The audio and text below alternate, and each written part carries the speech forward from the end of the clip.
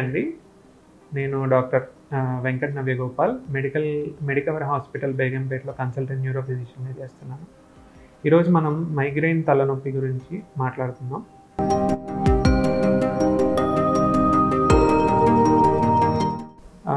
తలనొప్పి అనేది చాలా కామన్ కండిషన్ అండి. చాలా రెగ్యులర్‌గా చూస్తాం. కారణాలు కూడా చాలా వివిధ కారణాలు ఉంటాయి తలనొప్పులకి. వీటిలో మైగ్రేన్ అనేది one of the most common type of headache అండి. మనం చూసే ఓపీడీ కేసెస్లో కూడా ఇది యూజువల్గా చాలా ఎక్కువగా ఫీమేల్స్లో ఎక్కువ చూస్తూ ఉంటాము. దీనికి కొన్ని ప్రత్యేకమైన లక్షణాలు కూడా ఉంటాయి. దాన్ని మనం గుర్తించడం అనేది చాలా ఇంపార్టెంట్. దీనిలో మైగ్రేన్ అంటే పార్శ్వపు నొప్పి అంటాము. దానిలో ఒకవైపు సివియర్ హెడేక్ రావడం, వచ్చినప్పుడు చాలా సివియర్గా ఉంటుంది, డిజేబులింగ్ ఉంటుంది పేషెంట్కి, వికారంగా ఉండడం, వామిటింగ్ సెన్సేషన్, వామిటింగ్స్ అవ్వడం ఇట్లాంటిది కూడా ఉంటుంది కొంతమందిలో. లైట్ వెలుతురులోకి వెళ్తున్నప్పుడు బ్రైట్ లైట్స్కి ఎండలోకి వెళ్ళినా లేకపోతే బ్రైట్ లైట్స్కి ఎక్స్పోజ్ అయినప్పుడు తలనొప్పి ఎక్కువ అవ్వడం, చిరాకుగా అనిపించడం అనేది ఇంకొక ప్రధానమైన లక్షణం. అదే టైంలో తలనొప్పి వచ్చిన టైంలో ఎవరన్నా పెద్దగా మాట్లాడుతున్నా, పెద్ద ధ్వనులు వినిపిస్తున్నా, చిరాకుగా అనిపించి తలనొప్పి ఎక్కువయ్యి దాన్ని ఫోనోఫోబియా అంటాం. అదే లైట్స్కి ఎక్స్పోజ్ అయినప్పుడు వచ్చేదాన్ని ఫోటోఫోబియా అంటాం. ఈ రెండు కూడా చాలా క్లాసికల్ ఫీచర్స్ ఆఫ్ మైగ్రేన్.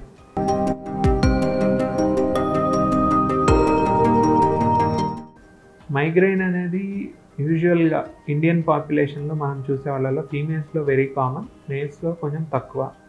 యూజువల్గా యంగ్ ఇండివిజువల్స్, యంగ్ ఫీమేల్స్లో చాలా కామన్గా చూస్తూ ఉంటాము.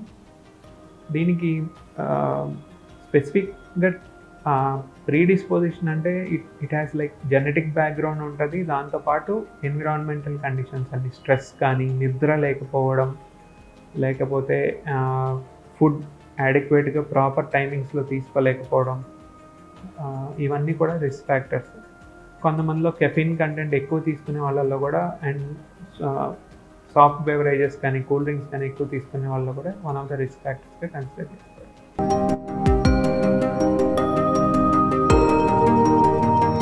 మైగ్రేన్ అనేది ఇట్స్ ప్యూర్లీ క్లినికల్ డయాగ్నోసిస్ అండి. పేషెంట్ అప్రోచ్ అయినప్పుడు వాళ్ళు చెప్పే తలనొప్పి తాలూకు లక్షణాలను బట్టే మైగ్రేన్ డయాగ్నోసిస్ అనేది చాలా మటుకు చేసేయచ్చు. స్కాన్లు అవసరం అనేది యూజువల్గా ఉండదు. ఓన్లీ కొన్ని ఏటిపికల్ కేసెస్లో వేరే డేంజరస్ కాజెస్ రూల్ అవుట్ చేయడానికి మాత్రమే చేస్తామని. Migraine is purely clinical diagnosis. Patient లక్షణాలను బట్టే డయాగ్నోసిస్ అనేది డిపెండెంట్.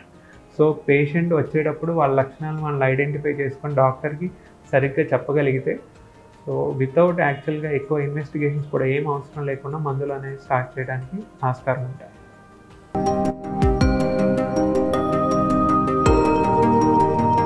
మైగ్రేన్ ఎక్యూట్ ట్రీట్మెంట్ అనేది వేరు. ఎక్కువసార్లు ఫ్రీక్వెంట్గా మైగ్రేన్తో సఫర్ అయ్యే వాళ్ళని క్రానిక్ మైగ్రేనర్స్ అంటాం. వాళ్ళకి ట్రీట్మెంట్ అనేది ఇంకొంచెం డిఫరెంట్గా ఉంటుంది. తలనొప్పి వచ్చినప్పుడు వెంటనే తలనొప్పి తగ్గడానికి ఎక్యూట్ మైగ్రేన్ ట్రీట్మెంట్ అంటాం. వీటిలో NSAIDస్తో స్టార్ట్ చేసి తర్వాత నాప్రాక్సిన్ అన్నట్లుగా వేరే కొత్త మందులు, ట్రిప్టాన్స్ అని కొత్త లైన్స్ ఆఫ్ మందులు కూడా వచ్చాయి. అవి చాలా ఫ్రీక్వెంట్గా వాడుతున్నారు ఆల్రెడీ. ఇది మైగ్రేన్ అటాక్ స్టార్ట్ అయినప్పుడు ఐడెంటిఫై చేయగలిగి వెంటనే ఆ ట్రీట్మెంట్ ఇనిషియేట్ చేయడం వల్ల ఆ అటాక్ని టెర్మినేట్ చేయొచ్చు. దీన్ని ఎక్యూట్ మైగ్రేన్ ట్రీట్మెంట్ అంటారు. క్రానిక్ మైగ్రేన్ అనగా మాటిమాటికి ఈ అటాక్స్ ఫ్రీక్వెంట్గా వచ్చి వాళ్ళ రోజువారీ జీవితం ఇబ్బందికరంగా మారి రోజువారీ పనులు చేసుకోలేకపోవడం, అలా ఇబ్బందిగా మారినప్పుడు క్రానిక్ మైగ్రేన్ అటాక్స్ని ప్రివెంట్ చేయడానికి కూడా ట్రీట్మెంట్స్ చాలా ఉన్నాయి. ఇప్పుడు కొత్తగా రీసెంట్గా FDA అప్రూవ్డ్ డ్రగ్స్ కూడా వచ్చినాయండి. ఇంజెక్షన్స్, మోనోక్లోనల్ యాంటీబాడీస్ కూడా అవైలబుల్గా ఉంటున్నాయి. కొంచెం కాస్ట్లీ ఉన్నా కానీ వాటితో రెస్పాన్స్ కూడా చాలా మంచిగానే ఉంటుంది. సో అవి కూడా ప్రయత్నం చేయొచ్చు.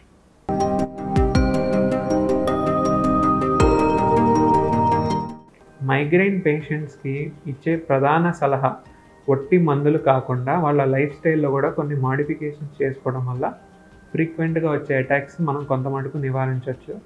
వాటిలో ముఖ్యంగా చెప్పేవి నిద్ర యాడిక్వేట్గా ఉండాలి, స్ట్రెస్ లాంటిది, మెంటల్ స్ట్రెస్ లాంటివి తగ్గించుకోవాలి, యోగా, మెడిటేషన్ లాంటివి ఉంటే కనుక అలవాటు ఉంటే అది ఇంకా హెల్ప్ చేస్తుందండి. రెండోది ఫుడ్ హ్యాబిట్స్ కూడా కొన్ని మార్చుకోవాలి. ఫుడ్ స్కిప్ చేయడం, బ్లడ్లో షుగర్ లెవెల్స్ డౌన్ చేసుకొని అడిక్వేట్గా ఫుడ్ తీసుకోకపోవడం, ఇర్రెగ్యులర్ టైమింగ్స్లో ఫుడ్ తీసుకోవడం కూడా మైగ్రేన్ అటాక్స్ని ట్రిగర్ చేస్తాయి. సో అది కూడా అవాయిడ్ చేసుకోవాలి. ప్రాపర్ రెగ్యులర్ టైమింగ్స్లో డైలీ ఫుడ్ అనేది ఇంపార్టెంట్. రెండోది కాఫీ టీ ఇట్లాంటి హ్యాబిట్స్ చాలా ఎక్కువ ఉన్న వాళ్ళు కొంతమందికి వాటి మోతాదుని కంట్రోల్ చేసుకోవడం అనేది కూడా చాలా ముఖ్యం. అండ్ బ్రైట్ లైట్స్కి ఎక్స్పోజ్ అవ్వడం ఆ మైగ్రేన్ అటాక్ అప్పుడు అది కూడా ఇంకా దాని రికవరీని తగ్గిస్తుంది. సో అవి కూడా అవాయిడ్ చేసుకోవడం అనేది చాలా ముఖ్యం.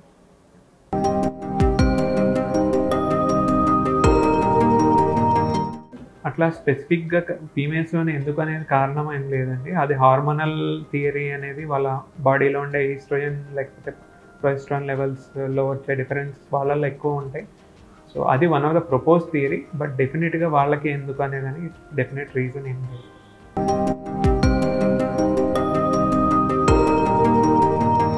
మైగ్రెయిన్ అటాక్ అనేది వచ్చినప్పుడు చాలా సివియర్ ఉంటుంది. అంటే ప్రాబ్లం లైఫ్ థ్రెటనింగ్ కాకపోవచ్చు, కానీ మైగ్రెయిన్ అనేది పేషెంట్ సఫర్ అయ్యే వాళ్ళకి మాత్రం ఆ హెడేక్ సివియారిటీ అనేది అన్బేరబుల్గా ఉండే సిచ్యువేషన్స్ కూడా ఉంటాయి.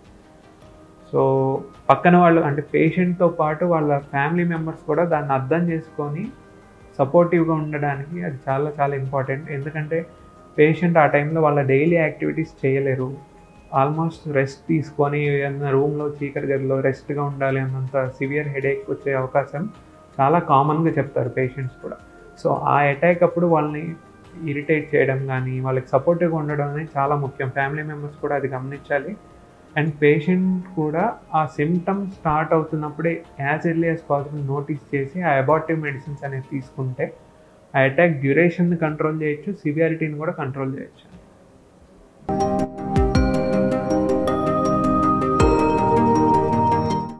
మైగ్రెయిన్ని కంప్లీట్గా క్యూర్ చేయడం అనేది బాడీలోంచి తీసేయడం అనేది ఉండదు. But migraine is still controllable disease. అంటే ఇప్పుడు మనం డయాబెటీస్, హైపర్ టెన్షన్ మనతో ఉన్నప్పుడు we're a patient for with diabetes and hypertension, but they can be control. అట్లానే మైగ్రెయిన్ ఉన్నవాళ్ళు బాడీలోంచి మైగ్రెయిన్ తీసేయడం అనేది జరగదు, but it can be control with proper lifestyle changes and medications కనుక ప్రాపర్గా తీసుకుంటే that can always be control. వాళ్ళు రెగ్యులర్ లైఫ్ స్టైల్ నార్మల్గా లీడ్ చేయొచ్చు.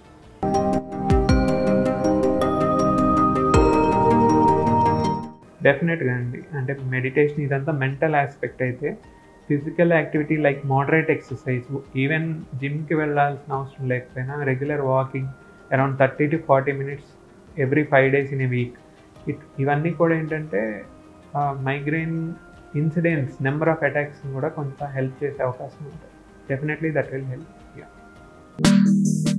అద్భుతమైన ఆరోగ్య వీడియోల కోసం 3TV హెల్త్ ఛానల్ ని లైక్ చేయండి, కామెంట్ చేయండి, సబ్స్క్రైబ్ చేయండి, అలాగే షేర్ చేయండి. థాంక్యూ.